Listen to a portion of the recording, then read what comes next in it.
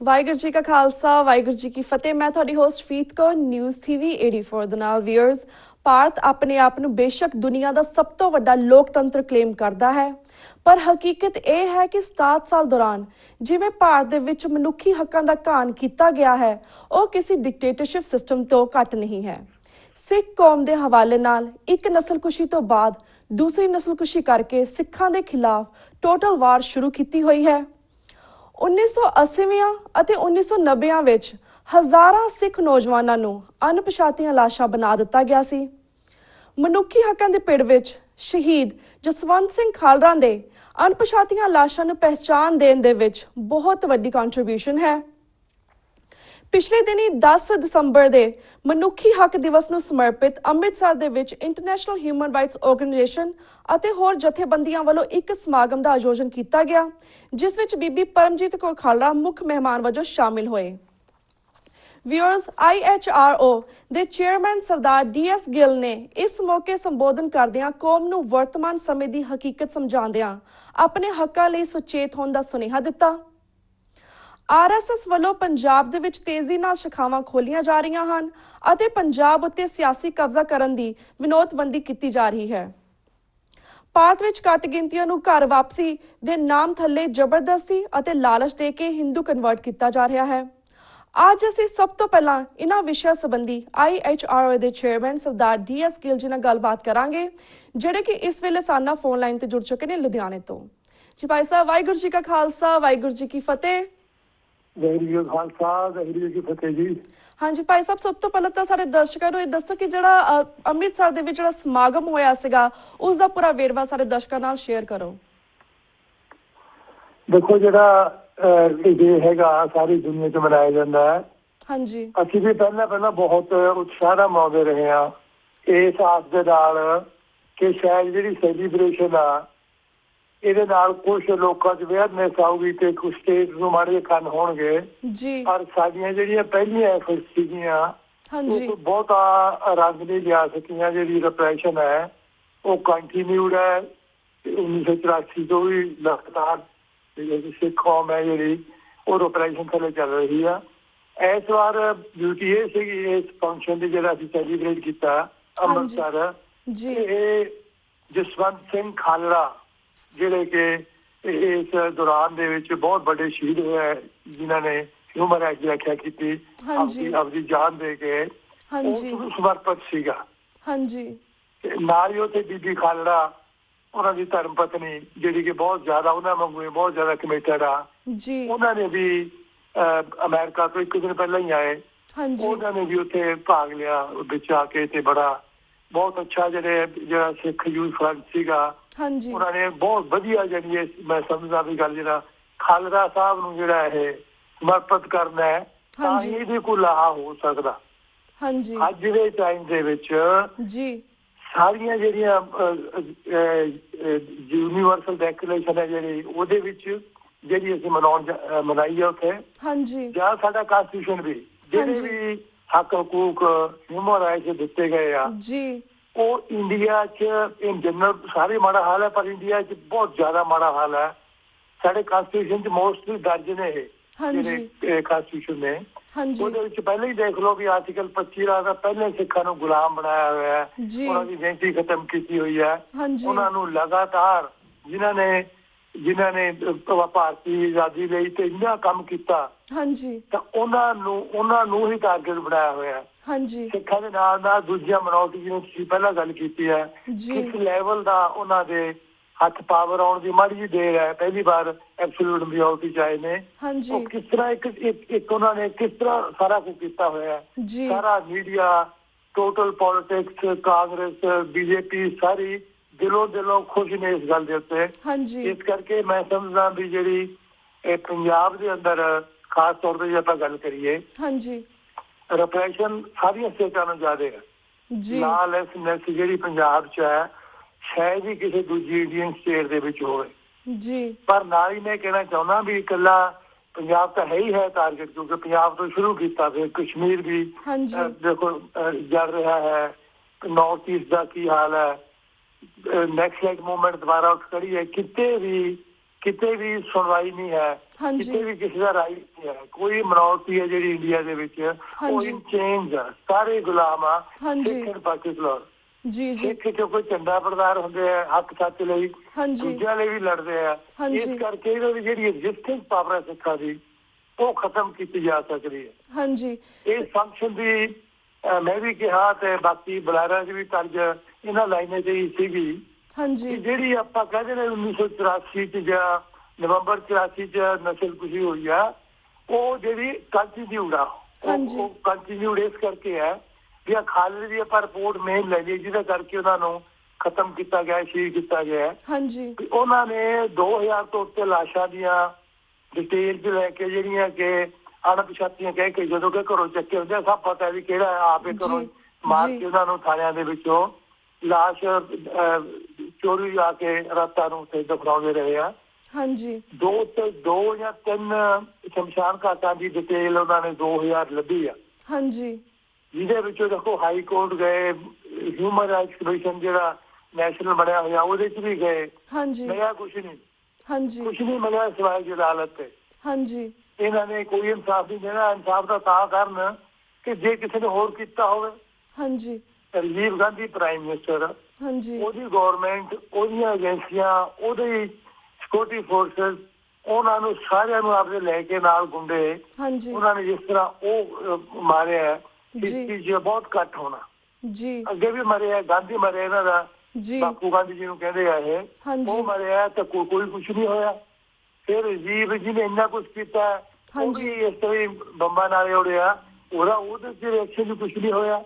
ਸਿੱਖਾਂ ਨੂੰ ਇੱਕ ਪਲਾਨ ਵੇ ਦੇ ਨਾਲ ਕੀਤਾ ਜਾਂਦਾ ਹੈ ਤੇ ਇਸ ਕਰਕੇ ਮੈਂ ਸਮਝਦਾ ਕੀਤਾ ਜਾਂਦਾ ਵੀ ਸਿੱਖ ਨੇ ਜਿਹੜੇ ਇਹ ਬੜੇ ਝੰਡਾ ਬਰਦਾਰ ਨੇ, ਜਿੱਥੇ ਆਪਦੇ ਲਈ ਤਾਂ ਲੜਦੇ ਆ, ਦੂਜੇ ਲਈ ਜਿਹੜੀ ਡਿਊਟੀ ਹੈ ਸਿੱਖਾਂ ਦੀ, ਸਿੱਖ ਕੌਮ ਦੀ, ਦੂਜੇ ਲਈ ਸ਼ਹਾਦਤ ਦਿੰਦੇ ਆ। ਨੌਵੀਂ ਪਾਤਸ਼ਾਹ ਦੀ ਸ਼ਹਾਦਤ ਸਾਡੇ ਸਾਹਮਣੇ ਹੈ। ਬਾਕੀ ਚਲੋ ਕਿੰਨਾ ਮਤਲਬ ਕਿਸ ਲੈਵਲ ਤੇ ਕਰਦੇ ਆ। ਊਧਮ ਸਿੰਘ ਨੇ ਜਿਹੜੀ ਜਾ ਕੇ ਲੰਡਨ ਚ ਭਾਜੀ ਮੋੜੀ ਆ, ਉਹ ਵੀ ਕੋਈ ਸਿੱਖਾਂ ਖਾਤਰ, ਕੱਲਿਆਂ ਖਾਤਰ ਨਹੀਂ ਸੀ, ਇੱਕ ਨੇਸ਼ਨ ਦੇ ਖਾਤਰ, ਇੰਡੀਆ ਖਾਤਰ ਰਾਦਰ ਵਰਲਡ ਚ ਕਰਦੇ ਆ। ਹੁਣ ਕਿਤੇ ਆਫਤ ਆਉਂਦੀ ਆ, ਚਾਹੇ ਜੰਮੂ ਜਾਵੇ ਜਾਂ ਕਿਤੇ ਥੋੜੇ ਅਮਰੀਕਾ ਚ ਸਾਮੀ ਆਵੇ ਜਾਂ ਸੈਂਟ ਸਾਮੀ ਆਵੇ, ਤਾਂ ਉੱਥੇ ਸਿੱਖ ਪਹੁੰਚੇ ਹੁੰਦੇ ਆ। ਕਹਿਣ ਭਾਵ ਵੀ ਸਿੱਖ ਕਿਸੇ ਦੇ ਵੈਰੀ ਨਹੀਂ ਹੈ, ਪਰ ਇਹਨਾਂ ਨੂੰ ਚੁੱਭਦੇ ਆ। ਇਹਨਾਂ ਦਾ ਨਾਮ ਨਿਸ਼ਾਨ ਜਿਹੜੀਆਂ ਪੁਰਾਣੀਆਂ ਨੇ, ਕਮਜ਼ੋਰੀਆਂ ਨੇ, ਗੁਲਾਮ ਰਹੇ ਨੇ, ਇਹਨਾਂ ਦੀ ਦਿਮਾਗ ਚ ਬੜੀ ਹੋਈ ਹੈ। ਹੁਣ ਇਹਨਾਂ ਕੋਲ ਅੰਗਰੇਜ਼ ਰਾਜ ਦੇ ਉਹਨਾਂ ਦੀ ਮਜਬੂਰੀ ਸੀਗੀ, ਉਸ ਨੂੰ ਆਪਣੇ ਆਪ ਨੂੰ ਬੜਾ ਬਣਾਉਣ ਖਾਤਰ ਜਿਨ੍ਹਾਂ ਨੇ ਇਹਦਾ ਖਾਤਰ ਕੁਛ ਕੀਤਾ, ਉਹਨਾਂ ਦਾ ਨਾਮ ਨਿਸ਼ਾਨ ਮਿਟਾਉਣ ਤੇ ਲੱਗੇ ਹੋਏ ਆ। ਇਸ ਤਰ੍ਹਾਂ ਦਾ ਮੈਂ ਫੀਲ ਕਰਦਾ ਇਹਨਾਂ ਲਾਈਨਾਂ ਦੇ ਉੱਤੇ ਹੀ ਉੱਥੇ ਕੀਤਾ ਵੀ ਜਿਹੜੀ ਆਪਾਂ ਨਸ਼ਾ ਕੁਛ ਕਹਿੰਦੇ ਸਿਆਸੀ ਵੀ ਕੀਤੀ ਗਈ ਆ, ਉਹ ਕੰਟੀਨਿਊ ਰਹੀ ਆ, ਉਹ ਕੰਟੀਨਿਊ ਰਹੀ ਹੈ 95 ਤੱਕ। ਇੱਕ ਦਹਾਕਾ ਪੂਰਾ, ਜਿੱਥੇ ਕਿਤੇ ਵੀ ਕੋਈ ਅੰਮ੍ਰਿਤਧਾਰੀ ਹੈ, ਜੇ ਕਿਸੇ ਨੇ ਚਾਹ ਪਾਣੀ ਦੀ ਕਿਸੇ ਨੂੰ ਪਾਤਾ, ਕੋਈ ਸਿੰਘ ਘਰ ਧੱਕੇ ਨਾਲ ਵੀ ਆ ਗਿਆ, ਉਹਨੂੰ ਬਖਸ਼ਿਆ ਨਹੀਂ, ਚੱਕ ਕੇ ਮਾਰ ਦਿੱਤਾ ਇਹਨਾਂ ਨੇ।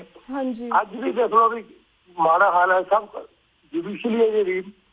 ਅਸੀਂ ਮੈਂ ਬੁੱਕ ਕੀਤੀ ਸੀ 92 ਦੇ ਵਿੱਚ, ਇੰਡੋਜੂਆ ਸ਼ੈਡੋਰ ਪੰਜਾਬ ਅਮਰੀਕਾ ਦੇ ਵਿੱਚ ਆ ਕੇ ਰਿਲੀਜ਼ ਕੀਤੀ ਸੀਗੀ। ਬੈਂਕ ਆਫ ਚੇਅਰਪਰਸਨ ਜਿਹੜੇ ਫੋਰਨ ਅਫੇਅਰਸ ਦੇ ਸੀਗੇ, ਫੋਰਨ ਸੈਕਟਰੀ ਵੀ ਉੱਥੇ ਆਏ ਹੋਏ ਸੀਗੇ। ਉਹਦੇ ਚ ਇੱਕ ਚੈਪਟਰ ਹੈ collapse of judicial system in India. ਉਦੋਂ ਕੰਨੋ ਕੰਨੀ ਚ ਜਦੋਂ ਮੈਂ ਜਾਂਦਾ ਸੀਗਾ, ਉਹ ਸਮਝਦੇ ਸੀਗੇ ਵੀ ਸ਼ਾਇਦ ਇਹ ਜਿਹੜੀ ਸਟਰਗਲ ਚੱਲਦੀ ਹੈ ਉਹਦੀ ਸਪੋਰਟ ਕਰਦਾ, ਇੰਡੀਆ ਤਾਂ ਡੈਮੋਕ੍ਰੇਸੀ ਆ, ਇੰਨੀ ਉੱਥੇ ਜੁਡੀਸ਼ਰੀ ਦਾ ਇੰਡੀਪੈਂਡੈਂਸ ਆ।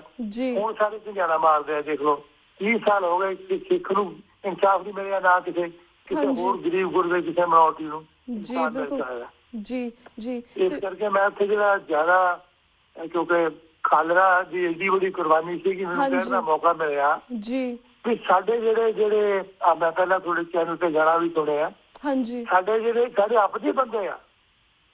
ਆਪਣੇ ਬੰਦੇ ਆ, ਸਾਡੀ ਕੁੱਤੀ ਚੋਰ ਨਾਲ ਰਲੀ ਹੋਈ ਆ, ਜਿਹੜੇ ਸਾਡੇ ਡਿਫੈਂਡਰ ਹੋਣੇ ਚਾਹੀਦੇ ਆ, ਜਿਹੜੇ ਸਾਡੇ ਲੀਡਰ ਨੇ, ਜਿਹੜੇ ਪਾਵਰ ਚ ਆਉਂਦੇ ਆ, ਜਿਹੜੇ ਆਪਣੀਆਂ ਰੋਟੀਆਂ ਸੇਕਦੇ ਆ ਸਾਡੇ ਤੇ ਲੋਕਾਂ ਆਪਣੇ ਸਿੱਖਾਂ ਦੀ ਉੱਤੇ, ਉਹ ਨਾਲ ਰਲੇ ਹੋਏ ਆ।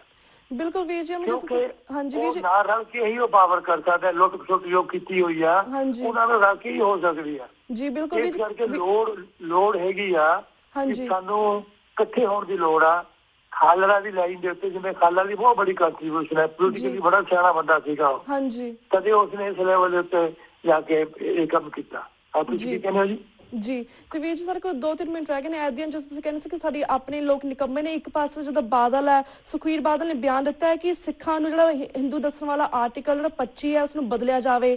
ਉਹਨੇ ਹੁਣ ਕਿਉਂ ਇਸ ਤਰ੍ਹਾਂ ਦਾ ਪੰਥਕ ਮੁੱਦਿਆਂ ਦੇ ਉੱਪਰ ਬਿਆਨ ਦਿੱਤਾ। ਆਲਸੋ ਦੂਸਰੇ ਪਾਸੇ ਜਿਹੜਾ ਅਰਮਿੰਦਰ ਗਿੱਲ ਹੈ, ਕੈਪਟਨ ਅਰਮਿੰਦਰ ਗਿੱਲ, ਉਹਨੇ ਬਿਆਨ ਦਿੱਤਾ ਹੈ ਕਿ ਸਿੱਖ ਧਰਮ ਇਜ਼ ਓਨਲੀ 500 years old। ਇਸ ਤੋਂ ਪਹਿਲੇ ਸਾਡੇ ਐਨਸੈਸਟਰ ਸੀਗੇ ਜਾਂ ਸਾਡੇ ਪੂਰਵਜ ਸੀਗੇ ਉਹ ਹਿੰਦੂ ਸਨ, ਤਾਂ ਆਰਟੀਕਲ 25 ਨੂੰ ਬਦਲਣ ਦੀ ਜ਼ਰੂਰਤ ਨਹੀਂ ਹੈ। ਇਹਨਾਂ ਦੋਨਾਂ ਬਿਆਨਾਂ ਬਾਰੇ ਤੁਸੀਂ ਕੀ ਕਹਿਣਾ ਚਾਹੋਗੇ 2-3 ਮਿੰਟ ਦੇ ਅੰਦਰ? ਆਇਆ ਵੀ ਜਿਹੜੇ ਬੈਰੂਪੀ ਹੁੰਦੇ ਆ, ਉਹਨਾਂ ਦਾ ਕੋਈ ਧਰਮ ਨਹੀਂ ਹੈ, ਉਹ ਕੋਈ ਸਿੱਖ ਨਹੀਂ ਹੈਗੇ। ਮੈਂ ਤਾਂ ਹੁਣੇ ਕਹਿਣ ਨੂੰ ਵਿਚਾਰ ਆ ਕਿ ਉਹਨਾਂ ਨੇ, ਬਾਦਲ ਸਾਹਿਬ ਨੇ ਆਪ ਡਰਾਈਵਰ ਬਣ ਕੇ ਇੱਕ ਟਰੱਕ ਦੇ ਵਿੱਚ ਜਾ ਕੇ ਇਹ ਜਿਹੜਾ ਕਨਸਟੀਟਿਊਸ਼ਨ ਆਰਟੀਕਲ 25 ਆ ਜੀ, ਉੱਥੇ ਜਾ ਕੇ ਪਾੜਿਆ ਸੀ ਦਿੱਲੀ ਜਾ ਕੇ। ਐਡਾ ਡਰਾਮਾ ਕੀਤਾ। ਜਦੋਂ ਬਲੂ ਸਟਾਰ ਸ਼ੁਰੂ ਹੋਇਆ ਤਾਂ ਬਗਾਵਤ ਦੀ ਜਿਹੜੀ ਆਰਮੀ ਨੂੰ ਬਗਾਵਤ ਦੀ ਕਾਲ ਦਿੱਤੀ ਸੀਗੀ, ਉਹ ਵੀ ਬਾਦਲ ਨੇ ਦਿੱਤੀ ਸੀਗੀ ਜੀ। ਹੁਣ ਉਹ ਕਹਿੰਦਾ ਵੀ ਜੇ ਭੁੱਲਰ ਕਿਤੇ ਪੰਜਾਬ ਦੀ ਟ੍ਰਾਂਸਫਰ ਕਰਤੀ ਜਿਹੜੇ ਦੀ, ਤਾਂ ਮੈਨੂੰ ਖਤਰਾ ਤੇ ਮੈਨੂੰ ਰਾਜ ਕਰ ਲੈਣ ਦਿਓ। ਇਸ ਲੈਵਲ ਦੇ ਉੱਤੇ ਜਿਹੜੇ ਬੰਦੇ ਨੇ, ਜਿਹੜੇ ਸਿਰਫ ਆਪਣਾ ਪਰਿਵਾਰ ਪਾਲਣ ਨੂੰ ਜਾਂ ਆਪਣੇ ਲੁੱਟ ਖਸੁੱਟ ਨੂੰ ਇਨਸ਼ੋਰ ਕਰਨ ਦੀ ਖਾਤਰ ਸਿੱਖਾਂ ਦੇ ਨਾਲ ਘਾਣ ਕਰਦੇ ਹੈ। ਇਸ ਕਰਕੇ ਇਹਨਾਂ ਨੂੰ ਨਿਊਟਰਲ ਕਰਨਾ ਬਹੁਤ ਜ਼ਰੂਰੀ ਹੈ। ਜਿਹੜਾ ਕਿ ਬਾਹਰਲੇ ਸਿੱਖ, ਇੱਥੇ ਵਾਲੇ ਸਿੱਖ ਜਿਹੜੇ ਚੰਗੇ ਸਿੱਖ ਰਹਿ ਗਏ ਨੇ, ਇਹਦਾ ਡਰਾ ਕੇ ਬਹੁਤ ਸਹਿਮ ਹੈ, ਕੋਈ ਉੱਠਦਾ ਨਹੀਂ ਹੈ। ਇਹਦੀ ਐਗਜ਼ਾਮਪਲ ਸਾਹਮਣੇ ਹੈ ਸਾਡੇ ਕਿ 4 MP ਜਿਹਨੂੰ ਕੋਈ ਨਹੀਂ ਜਾਣਦਾ ਬੰਦਾ, ਉਹਦੇ ਤਾਂ ਬਣ ਗਏ ਹੈ। ਸਾਡੇ ਕੋਈ ਯੁੱਧ ਨਹੀਂ ਕਰ ਸਕਿਆ ਕਿ ਬਾਦਲ ਦੇ ਜਾਂ ਸਿੱਖਾਂ ਦਾ ਕੋਈ ਗਰੁੱਪ ਇੱਥੇ ਖੜਾ ਹੋ ਜਾਵੇ। ਜੀ ਬਿਲਕੁਲ, ਜੇ ਖੜਾ ਹੋਇਆ ਉਹਨੂੰ ਵੋਟਾਂ ਨਹੀਂ ਪੈਂਦੀਆਂ, ਦਹਿਸ਼ਤ ਨਹੀਂ ਹੈ ਵੋਟਾਂ ਪਾਉਣ ਵਾਲੇ ਨੂੰ, ਆਪੋਜੀਸ਼ਨ ਲੀਡਰਾਂ ਨੂੰ ਪੈਸੇ ਨਾਲ ਖਰੀਦਦੇ ਆ, ਕੁੱਟਮਾਰ ਕਰਦੇ ਆ, ਝੂਠੇ ਕੇਸ ਪਾਉਂਦੇ ਆ। ਪਹਿਲਾਂ ਦਲਜੀਤ ਅੰਦਰ ਰੱਖਿਆ, ਫਿਰ ਉਹ ਦੂਜਾ ਬੜਾ ਭਿੰਡ ਜਿਹਨਾਂ ਨੂੰ ਫਿਰ ਅੰਦਰ ਰੱਖਿਆ। ਜਿਹੜਾ ਕੋਈ ਹੱਕ ਸੱਚ ਦੀ ਆਵਾਜ਼ ਉਠਾਉਣ ਦੀ ਕੋਸ਼ਿਸ਼ ਕਰਦਾ ਉਹ ਬਹੁਤ ਉਹਨੂੰ ਮਤਲਬ ਉਹਦੇ ਹਿਊਮਨ ਰਾਈਟਸ ਕੀ ਉਹਦੀ ਸਰਵਾਈਵਲ ਔਖੀ ਹੋ ਗਈ ਹੈ। ਜੀ ਤੇ ਵੀਰ ਜੀ, like within 1 minute I would like to ask you one last question। ਜਿਸ ਤਰ੍ਹਾਂ ਭਾਈ ਗੁਰਬਖਸ਼ ਸਿੰਘ ਹੋਰਾਂ ਦੇ ਵਰਤ ਨੂੰ ਹੁਣ 30 ਦਿਨ ਤੋਂ ਜ਼ਿਆਦਾ ਦਾ ਸਮਾਂ ਹੋ ਗਿਆ, ਤੁਸੀਂ ਇਹਨਾਂ ਦੇ ਵਰਤ ਸੰਬੰਧੀ ਤੁਸੀਂ ਦਰਸ਼ਕਾਂ ਨੂੰ ਕੀ ਕਹਿਣਾ ਚਾਹੋਗੇ ਵਿਦਿਨ 1 minute? ਦੇਖੋ, ਉਹਦੇ ਲਈ ਇਹ ਹੈ ਵੀ ਪਹਿਲਾਂ, ਸਭ ਤੋਂ ਪਹਿਲਾਂ ਜਾਂ ਪਹਿਲੀ ਵਾਰ ਇਹ ਆਇਆ ਉਦੋਂ ਮੈਨੂੰ ਪਤਾ ਸੀਗਾ ਵੀ ਇਹ ਬਾਦਲ ਉਹਨਾਂ ਤੇ ਏਜੰਸੀਆਂ ਨੇ ਬਿਠਾਇਆ ਹੋਇਆ ਹੈ। ਮੈਂ ਸ਼ਸ਼ੀਕਾਂਤ ਨੂੰ ਵੀ ਕਿਹਾ ਸੀਗਾ, ਸ਼ਸ਼ੀਕਾਂਤ ਨੇ ਬਿਆਨ ਦਿੱਤੇ ਉੱਥੇ ਵੀ ਇੱਥੇ ਤਾਂ ਉਹ ਬੰਦੇ ਬੈਠੇ ਜਿਨ੍ਹਾਂ ਨੂੰ ਮੈਂ ਪੈਸੇ ਦੇ ਕੇ ਆਪਦੀ CID ਦੇ ਵਿੱਚ ਵਰਤਦਾ ਰਿਹਾ, ਉਹ ਉੱਥੇ ਸੇਵਾਦਾਰ ਸੀਗੇ। ਜਿਸ ਤਰ੍ਹਾਂ ਉਹਨੇ ਮੈਨੂਪਲੇਟ ਕੀਤਾ, ਅਕਾਲ ਤਖਤ ਤੋਂ ਇੰਟਰਵਿਊ ਕਰਾ ਕੇ ਇਹਨੂੰ ਬਿਠਾਇਆ। ਹੁਣ ਮੈਨੂੰ ਕੋਈ ਡਾਊਟ ਨਹੀਂ ਹੈ ਵੀ ਇਹਦੇ ਵਿੱਚ ਸੈਂਟਰ ਦਾ ਵੀ ਹੱਥ ਹੋਵੇ, BJP ਦਾ ਵੀ। ਬਾਦਲ ਦਾ ਤਾਂ ਸ਼ਾਇਦ ਉਹਦਾ ਨਾ ਹੋਵੇ ਕਿਉਂਕਿ ਬਾਦਲ ਨਹੀਂ ਚਾਹੁੰਦਾ ਕੋਈ ਵੀ ਛੱਡਿਆ ਜਾਵੇ। ਹੋ ਸਕਦਾ ਪੰਜਾਬ 'ਚ ਆਪਣੀ ਸਾਖ ਬਣਾਉਣਾ ਚਾਹੁੰਦੇ ਆ, ਪੰਜਾਬ 'ਚੋਂ ਹਥਿਆਰਾਂ ਚਾਹੁੰਦੇ ਆ, ਮਿਨਿਸਟਰੀ ਵੀ ਸਾਡੀ ਬਣੇ BJP ਵਾਲੇ। ਇਸ ਕਰਕੇ ਥੋੜਾ ਬਹੁਤ ਅੱਖਾਂ ਪੂੰਝਣ ਖਾਤਰ ਕੋਈ ਕਰ ਸਕਦੇ ਆ ਤਾਂ ਕਿ ਉਹ ਪੰਜਾਬ ਦੇ ਵਿੱਚ ਆ ਜਿਹੜਾ ਗਲਬਾ ਪਾ ਸਕਣ। ਪੰਜਾਬ ਦੇ ਵਿੱਚੋਂ ਬਹੁਤ ਸਾਰਾ ਪੰਜਾਬ ਕੀ ਸਾਰੇ ਇੰਡੀਆ ਦੇ ਵਿੱਚ ਆਪਾਂ ਦੇਖਦੇ ਹਾਂ ਕਿਸ ਤਰ੍ਹਾਂ ਕਨਵਰਸ਼ਨ ਸ਼ੁਰੂ ਕਰਤੀ ਹੈ, ਕਿਸ ਤਰ੍ਹਾਂ ਦੀ ਗੱਲ ਹੈ। ਸਾਰਿਆਂ ਦੇ ਏਜੰਡੇ ਹਾਈਜੈਕ ਕਰਕੇ ਟੋਟਲ ਮੀਡੀਆ ਕੰਟਰੋਲ ਕੀਤਾ ਹੋਇਆ, ਸਭ ਪਰਚੇਜ਼ ਕੀਤਾ ਹੋਇਆ। ਕੋਈ ਖਬਰ ਨਹੀਂ ਕਿਸੇ ਦੀ ਲੱਗਦੀ ਹੈ, ਪੇਜ ਨਿਊਜ਼ ਲੱਗਦੀਆਂ ਨੇ। ਇਸ ਕਰਕੇ ਜੇ ਸੋਸ਼ਲ ਮੀਡੀਆ ਨਾ ਹੋਵੇ ਜਾਂ ਬਾਹਰ ਸਿੱਖ ਨਾ ਹੋਣ ਤਾਂ ਸਿੱਖਾਂ ਦੀ ਸਰਵਾਈਵਲ ਬੜੀ ਡੇਂਜਰ। ਇਸ ਕਰਕੇ ਮੈਂ ਸਮਝਦਾ ਵੀ ਪੋਲੀਟੀਕਲ ਫਰੰਟ, ਚੰਗੀ ਸੋਚ ਵਾਲੇ ਸਿੱਖ ਨੇ ਜਿਹੜੇ ਖਾਲੜਾ ਦੇ ਜਿਵੇਂ ਸੋਚ ਸੀਗੀ, ਉਹਨਾਂ ਨੂੰ ਇਕੱਠੇ ਹੋ ਕੇ ਚਾਹੇ ਪਹਿਲੀ ਵਾਰ ਘੱਟ ਚਾਹੇ ਵੱਧ, ਸਿਆਣਾ ਬੰਦਾ ਹੋਣਾ ਜ਼ਰੂਰੀ ਹੈ। ਇਕੱਲੇ ਨਾਅਰੇ ਮਾਰਨਾ ਕੁਛ ਨਹੀਂ ਹੋਣਾ, ਫੀਲਡ ਦੇ ਵਿੱਚ ਕੰਮ ਕਰਨ ਦੀ ਲੋੜ ਹੈ ਉਹਨਾਂ ਨੂੰ। ਜੀ ਬਿਲਕੁਲ। ਤੇ ਵੀਰ ਜੀ, ਥੈਂਕ ਯੂ ਸੋ ਮਚ ਕਿ ਤੁਸੀਂ ਇਹਨਾਂ ਮੁੱਦਿਆਂ ਨੂੰ ਆਪਣੇ ਵਿਚਾਰ ਸਾਂਝੇ ਕੀਤੇ। ਆਲਸੋ ਅੰਮ੍ਰਿਤਸਰ ਦੇ ਪ੍ਰੋਗਰਾਮ ਬਾਰੇ ਵੀ ਤੁਸੀਂ ਸਾਰੇ ਦਰਸ਼ਕਾਂ ਨੂੰ ਪੂਰਾ ਵੇਰਵਾ ਦਿੱਤਾ। ਹੁਣ ਸਾਡਾ ਵਕਤ ਬ੍ਰੇਕ ਵੱਲ ਜਾ ਰਿਹਾ, ਤੁਹਾਡੇ ਕੋਲ ਇਜਾਜ਼ਤ ਲੈਣ ਦਾ ਸਮਾਂ ਹੋ ਗਿਆ ਵੀਰ ਜੀ। ਵਾਹਿਗੁਰੂ ਜੀ ਕਾ ਖਾਲਸਾ, ਵਾਹਿਗੁਰੂ ਜੀ ਕੀ ਫਤਿਹ। ਵਾਹਿਗੁਰੂ ਜੀ ਕੀ ਫਤਿਹ। ਤੁਹਾਡੀ ਵੀ ਬੜੀ ਕੁਰਬਾਨੀ ਹੈ ਜੀ, ਬਾਹਰ ਬੈਠੇ ਦਾ ਸੋਚ ਰਹੇ ਹੋ ਪੰਜਾਬ ਬਾਰੇ ਜੀ। ਥੈਂਕ ਯੂ ਸੋ ਮਚ ਵੀਰ ਜੀ। The viewers, वक्त हो गया एक छोटे से ब्रेक था। Keep watching News TV 84. We'll be right back after a short break.